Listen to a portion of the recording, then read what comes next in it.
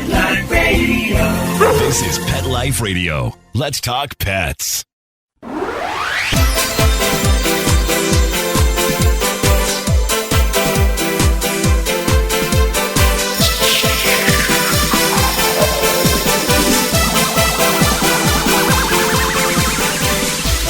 Hello, you're listening to Animal Party on Pet Life Radio, and I've asked Christine Ward-Paige to come back to the show and talk more about Eoceans, her app that helps regular people who are on the ocean, on the beach, hanging out, report things like animals in distress, dead fish, pollution, all kinds of things, good things, bad things, anything, and you're making a difference. So thank you for joining us, Christine. Welcome back.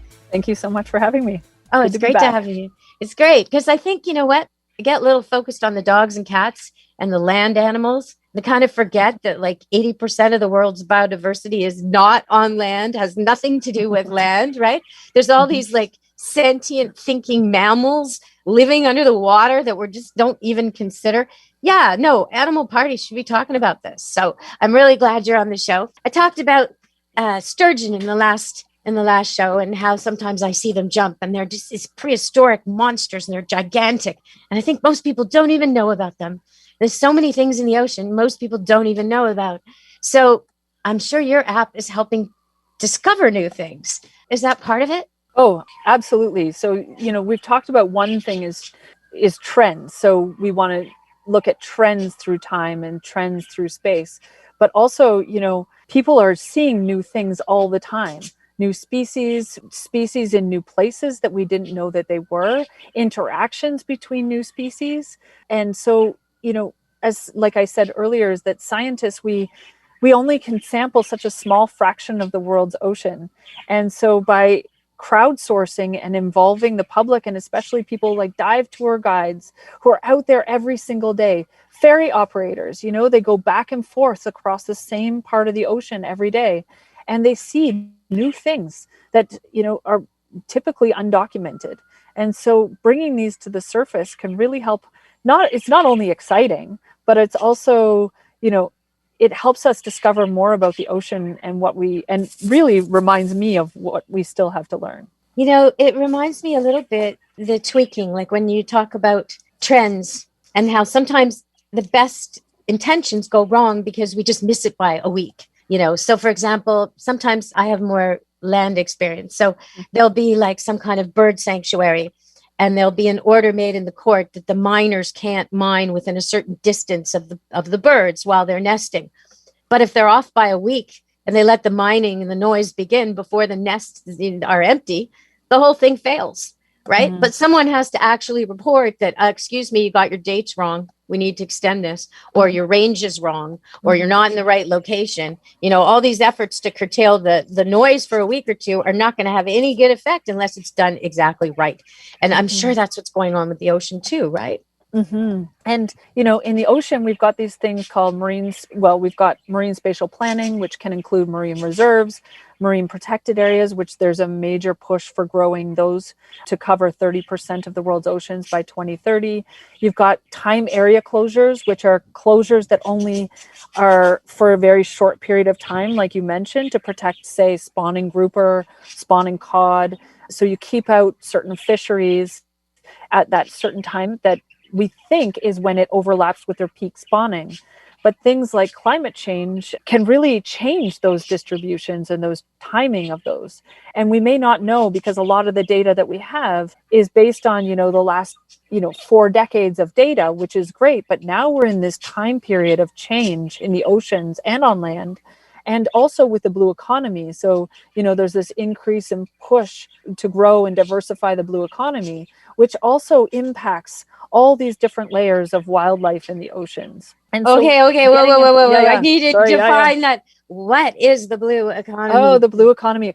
Okay, so this is, everyone's definition is quite different. I think some people in my mind are mistakenly equating the blue economy with the ocean economy, but I think of the blue economy as equivalent to the green economy. So these are, the parts of the ocean economy. So it's a subset of the ocean economy that depends on wildlife and that depends on, sustaining that wildlife, whether it's fisheries or tourism or coral reefs that, protect the ocean assets. And, you go out to the ocean for tourism or whatever it is. So it's really ties into and necessitates sustainability and conservation in order to grow that blue economy.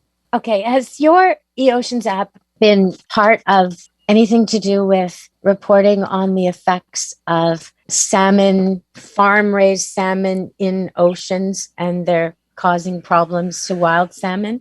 A big sigh on that one. I'm sorry. No, I think so. First of all, we're just getting started. So previously, everything inside of Eoceans was done manually. So we just are launching the app and platform as part of it. So that's based on so we did work in Fiji and Thailand, working with the tourism, but it was all manual. And it informed the development of the app and platform that we're launching right now. So we haven't yet done this, but I sigh because there's so many things that I think that if we had Eoceans, we have it now, but if we had it 15, 20 years ago, how we could have tracked things better and done better from the beginning, And so technology wasn't ready 10 years ago, 15 years ago, society wasn't ready, 20 years ago. So now we have it, and now we can start to do things more collaboratively in real time, whether it's salmon, and I want to see it being used for the positive. So as we implement, new rules and regulations, as we learn more, I want to see it being used to measure our success. So, we can set goals and we can actually measure our success towards those goals, just like you would any bank account or fitness goals. And so that's the way I would like to see it be used. We're going to go to break and come back, and I want to talk to you about overfishing. I think a third of the ocean is overfished, so we're going to talk about that. Come back from the break and listen to us, because we're going to dive deep into the cool ocean on Animal Party at Pet Life Radio. Stay tuned. Molly, here's your dinner. Zeus, that's not your food. Don't let that happen to your precious cat. Elevate your cat's eating experience with the Cat Tree Tray.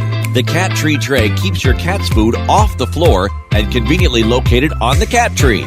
It's the perfect way to eat.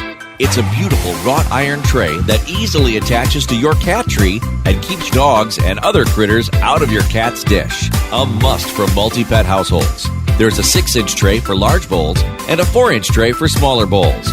Purchase your Cat Tree Tray today. Go right now to cattreetray.com. That's cattreetray.com. cattreetray.com. Let's Talk Pets on PetLifeRadio.com.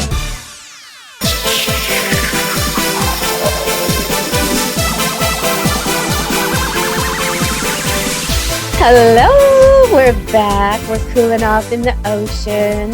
Just learned what the blue economy means. That was good, because I was confused. And okay, so Christine Ward-Paige is our guest with Eoceans, and I'd like to ask her, is it true that a third of the ocean is overfished right now? Overfishing is a big problem, yes. So I was part of a study a few years ago now that, was just trying to do back of the envelope. So my expertise is really in sharks and rays. And so trying to figure out, how many sharks are killed every year and whether or not those are sustainable. So, there's overfishing, and we tend to fish, like the way that fish stocks are managed is typically by this, what's called maximum sustainable yield. So you take out some fish and then they grow back. But now we're moving towards this ecosystem-based approach to fishing, so that you consider, the prey and the predators and all the interactions. So we're getting a better understanding, but yes, unfortunately, the oceans have been and continue to be overfished across most species and populations around the world. I was watching the news the other day, and something came up that I thought was just horrible. And it was supposed to be a good thing. It was like, hey, look, isn't this great? This student researcher has come up with this new way to deal with plastic. So she's going to be able to take plastic and with some kind of E. coli treatment, make it into edible vanilla flavor. And this is supposed to be great because now we won't have all these plastics in the dumps. But to me, I think this is backward thinking. We have to stop using plastic altogether, not make it ingestible. What are they thinking? I don't want E. coli and I don't want plastic. I don't understand how they put the 1 + 1 = 7. Like, it just makes no sense to me. Plastic in the ocean, in our fish, goes in our bodies. This is a big, big problem, right? It is a big problem. And I fortunately know some of the best authors, and scientists that are working on this problem. And it's not a simple solution. So, we've become accustomed to plastic solving a lot of our single-use issues, but also, problems in our house and stuff like that. But the replacement is not quite clear. Replacing it with polymers and other things like that is not clear. So there's not really a straightforward answer. The management, reducing, like you mentioned, is fundamental to the success of keeping it out of the oceans. So reducing the number of plastic that you use, whether, especially for the single use, and being very in my household, at least, like, we are very cautious about everything that we buy, regardless of it being plastic, and trying to, reduce the amount of single uses that we use. So we even have like a garbage budget in our house. So we try to produce like less than 2 bread bags full of garbage every 2 weeks. So that's just sort of like an in-house goal. But keeping it out of the ocean is, so many countries and places around the world, they just don't have, it gets incinerated if it doesn't go to the garbage, which has carbon dioxide problems. And if it ends up in the ocean, it continues to cause problems, and it breaks down and causes even potentially more problems. So it is a huge problem that we need to tackle. Yeah, a really, really big problem. Yeah. And I still see products coming out where they advertise that it's got beaded Disposable technology, or that there's beads in the product, that the things that are so microbead tiny, that are the worst for the marine environment. Okay, so I want to make a special mention here. I don't know why people still do this, but when they're sad about something, they'll launch these clear balloons into the air. And I think, like, why are you doing this to the ocean? Why are you launching these balloons? These balloons look like food. Can we talk about that a little bit? What a balloon that someone lets go and floats onto the ocean, what that does? Yeah. So, a plastic balloon, it goes up into the air, it pops, it falls down into the water typically. Or even if it's on land, it goes down into your storm drain and gets washed out to the ocean or to the lakes. And then it looks like food, like you mentioned.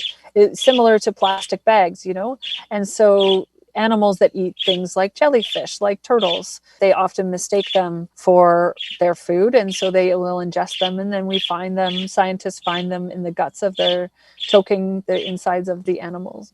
So if you want to, do a memorial, remember somebody, launch balloons for a cause, do something else. Figure out some other way. And I'm not suggesting, let's touch on this right now. I'm not suggesting you launch invasive species somewhere. Okay. Because that's something people do. They will launch fish into a river, or birds somewhere they shouldn't be. And it's okay if it's homing pigeons and they come right back to the guy who rented them to you, or doves. But if you're working with something else, this may not be a good idea. Okay, can we talk about invasive species? Eoceans, that must be really helpful with tracking these buggers. Yeah, an early warning system for invasive species. For example, the Pacific lionfish was found by divers in a few decades ago, and scientists really ignored them when they said that they saw these fish. And so now they're essentially ubiquitous on reefs all across.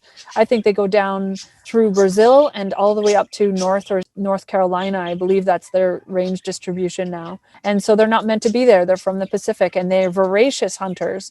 They get on a reef and they eat all the other fish that are smaller than them. So there's, now there's these campaigns to hunt out all the Pacific lionfish. And so, you've got everything that goes along with that, making jewelry, recipe books and cookbooks and stuff such like that, trying to, reduce the numbers of these invasive species. It's a problem. And that's just one example. It's an ongoing, pervasive problem along all coasts around the world. Well, we have to take a break. But when we come back, you've said a few things that make me, I want to talk about sharks and I want to talk about rays. And also, I want to ask you about octopus. So stay tuned, everybody. We'll be back on Animal Party with Pet Life Radio and me, Deb Wolf, and my guest, Christine Ward-Paige. Take a bite out of your competition. Advertise your business with an ad in Pet Life Radio podcasts and radio shows. There is no other pet-related media that is as large and reaches more pet parents and pet lovers than Pet Life Radio. With over 7 million monthly listeners, Pet Life Radio podcasts are available on all major podcast platforms, and our live radio stream goes out to over 250 million subscribers on iHeartRadio, Odyssey, TuneIn, Stitcher, and other streaming apps. For more information on how you can advertise on the #1 pet podcast and radio network, visit PetLifeRadio.com/advertise today. Let's talk pets Let's talk pets on Pet Life Radio. Pet Life Radio. PetLifeRadio.com.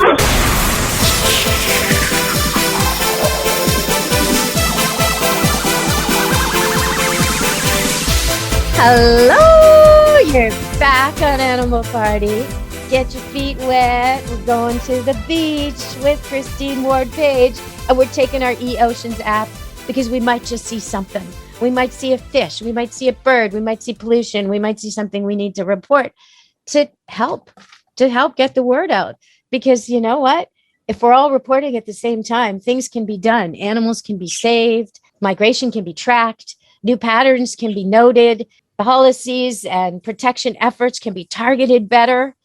Cleanup can begin. Scarce resources can go to where they actually are needed rather than searching for problems. It's so much better. So get your Eoceans app. Okay, so Christine, I want to ask you first about octopus.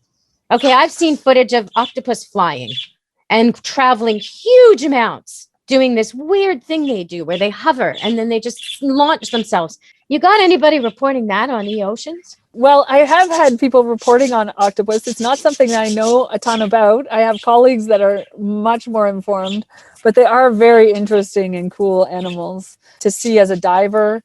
That's for sure. Okay, so sharks and rays. Yeah.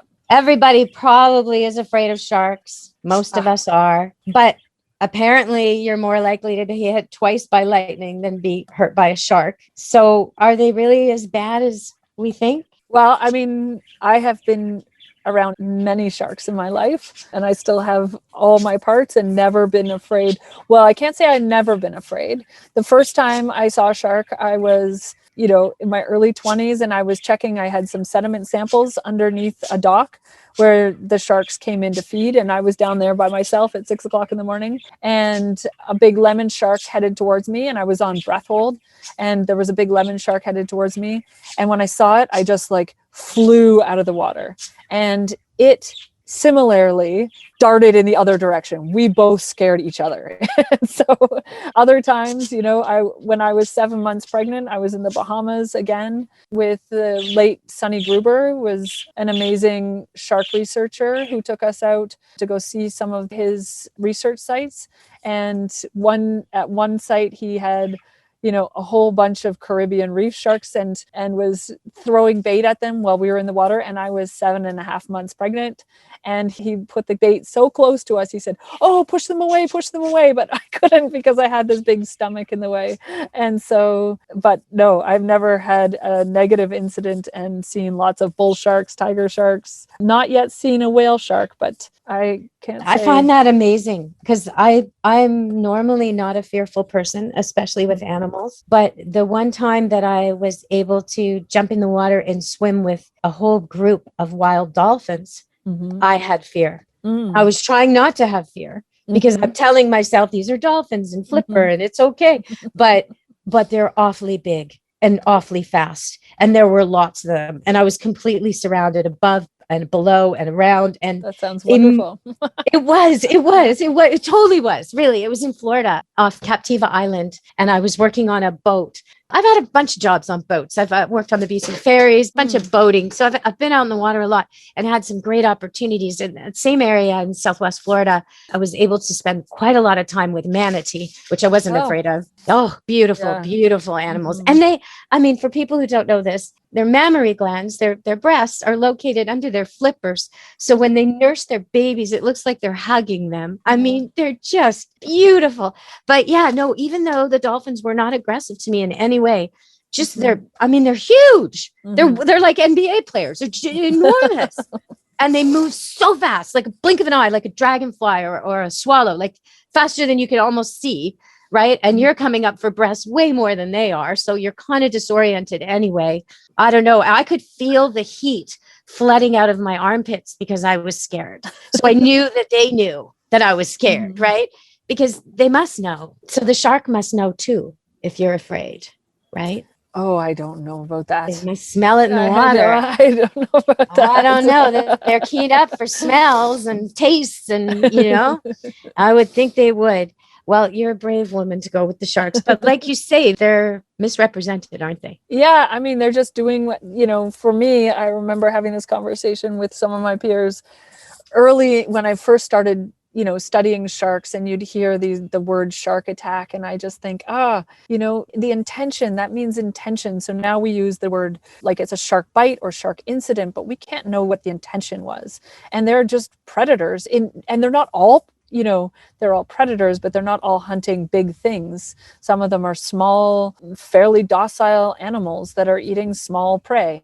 And so, sharks there's many different species and types of sharks. And so not grouping them all as that idea of Jaws, for example. Right. Yeah. Okay. So I was surprised to hear you talk about rays. The only rays I'm familiar with are stingrays, which we encounter in Florida. And then you have to have the child that's been playing on the sandbar, come out of the water and go to the clinic. So why are people interested in playing with these things? I guess, are the manta rays non-stinging? They must not be.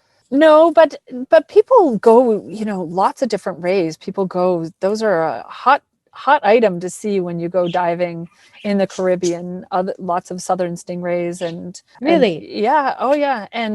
and in fact, one of the first papers that I wrote that was based on crowdsourcing data was on the yellow stingray, it's just a small little stingray that doesn't capture the attention of most scientists. It's often overlooked because it's considered to be fairly common. It's not commercially targeted. And we found, so by using crowdsourced data, this is a different type of crowdsourced data. But they're trained divers in this case, that we found that they were declining in many parts throughout the Caribbean. So, they just like sharks, they come in very many different sizes and shapes and personalities and behaviors and such. So they're also a very interesting species group. As it goes so far, where in the world are you receiving reports? Is it absolutely everywhere? Like, are you getting from every ocean? When COVID-19 hit, I put out, so scientists use a platform called ResearchGate. So I put out there, I said, I'm going to study, so I had just the beginnings of the Eoceans mobile app. And I said, I'm going to try to study the impact, because when COVID-19 hit, we heard so many stories of nature rebounding. And then, so I reached out to a few of my colleagues in different parts of the world, and I said, is this what you're seeing? And they said, no, in some places around the world, because tourism has dried up, that they are going out and fishing inside of the marine protected areas. They're fishing where they wouldn't have fished before. And these are divers in a lot of cases that don't want to be fishing, but now they need to feed their families. And so it's, so I thought, well, let's see if we can study, the impact of COVID-19 and human confinement on the oceans and coastlines and the blue economy around the world. So I put it out on ResearchGate, and I had 28 other researchers reach out to me from 28 different countries, say, I want to collaborate with you. And so we ended up with a whole cohort of different countries, from New Zealand and Australia to Cameroon and Nigeria, Mozambique, South Africa, Iceland, Brazil, Colombia, Chile. And so in more countries, so 28 of them. I'm not going to mention them all here. And so, so that's what we started off with. So that's sort of our case study using the platform. and using it, meaning we're still growing it. So we are, yeah. Is there anywhere you feel is underrepresented? Like for people listening right now that happen to visit the beach and they're in the right area? Yeah. Any area? What? Anywhere Where? along the beach. You know, scientists tend to study, we go to places that are fairly remote or are of significant scientific interest. We tend not to go where everybody else is. And so if you think about it, that, you know, every time you go to the beach, look around, if you don't see a scientist, then nobody is capturing what you see. And then when you leave and somebody else comes, they can capture what's there after you. And so each one of these, all these different people are really an important part of this whole documenting the ocean. So I think of it as like a digital twin of the ocean, but from a human perspective is really what we want to get to. So everyone can help. So, okay. So average person goes to the beach. What are they going to see that you would want them to report? Well, first of all, is what activity are you doing? So if you think about just that one thing, where people are surfing today, where they're fishing, where they're walking, has value, has in terms of the blue economy, social value, cultural value, that has value. And so if something happens like an oil spill or climate change that impacts that, that is like the most fundamental piece of information. And so, you know, in California, they're documenting, they're seeing that because of climate change and temperature change in the oceans, that the wave height and the wave shape is changing. And so that may change where we can even just surf and, you know, with coastal inundation. So with sea level rise, maybe we aren't able to walk where we once were able to walk. So that's like fundamental, like first things first is just, what are you enjoying? What part of the ocean are you enjoying? And for what activity? And then second, you know, and we don't expect everyone to be able to identify every single species. So if you see a fish and you don't know what kind of fish it is, that is still great information. We know there was a fish there. Hopefully somebody else nearby you knows what type of fish that was because they also saw it. And so that can help us to do our QA, QC, our quality checking and quality control of the data and sort of looking for variables and outliers. So anything that's different. And that's sort of like how we use that data. That's amazing. Okay, everybody, please go download Eoceans and go to the beach and log in or go sailing. Go sailing, go sailing, fishing. Surfing, yeah.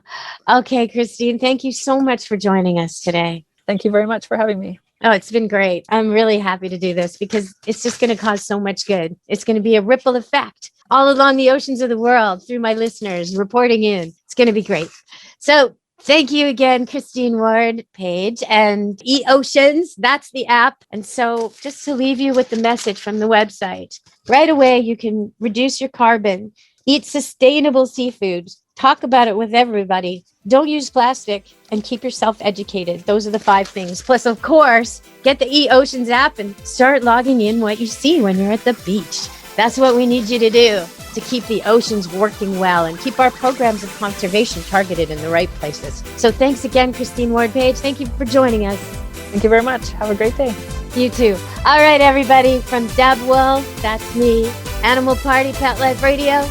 Be good to your animals. Let's Talk Pets, every week on demand, only on PetLifeRadio.com.